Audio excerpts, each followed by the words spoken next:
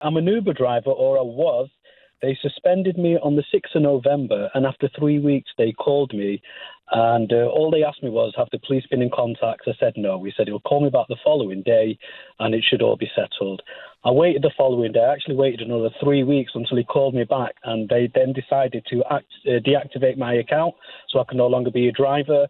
After 10 minutes of persisting with him, he finally told me that the reason they had deactivated my account because I physically assaulted a passenger in the car. So I asked him, was it a man, a woman, a bag of potatoes, a carrot, who and what, and when did it happen? He gave me no information, and that was the end of that. Thankfully, I was with the union, and then they kind of sent up a follow-up letter saying this is out of order. And then what's happened from there is they've asked me to produce a letter called no further action from the police, which I tried to explain to them that the police are not looking for me and no further action was needed, so I don't need this letter.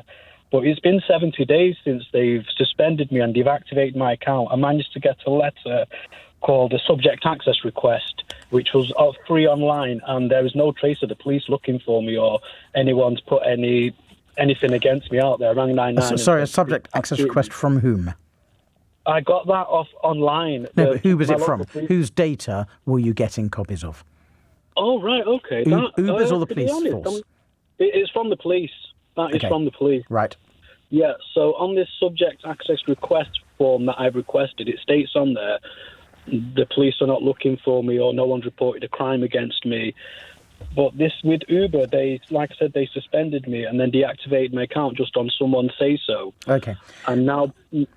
Right, here's the position, Imran, and I'm afraid I'm not going to be able to offer you good news. If you were an employee, you would have some rights. Probably not strong rights unless you worked for Uber for 2 years, but you'd have some rights. Uber drivers are not employees. They are in a different category called workers.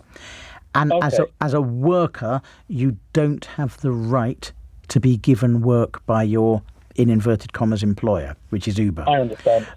So they are entitled to say, Imran, we're not giving you work today, tomorrow, or forever because A, you've assaulted someone, or B, we're rubbish at our systems, or C, we don't like you, or D, you've got, making something up, you've got ginger hair. As long as they're not discriminating on grounds of race or sex or sexual orientation or a couple of other things, which doesn't sound the case, they're allowed to just stop giving you work, whether for a good reason or a bad reason, I'm afraid, which is terribly unfair. But I suspect that's also what your union has told you. Yeah, I mean, I'm going through the process now. Like I said, they accused me of physically assaulting someone, which never happened. And then that individual then reported it to the police. It's taken me 2 months to confirm with the police that no one has put anything against me or the police are looking for me or anything like that. So I'm just hoping now they're going to pull the finger out and actually give me my job back and compensate me in some respect, because they've got no reason to just dismiss me and then no follow-up from that. Yeah. I'm sorry, because it's not technically dismissing you because you're not an employee. I imagine, Imran, as I said, your union's given you the same advice. You don't really have any rights here.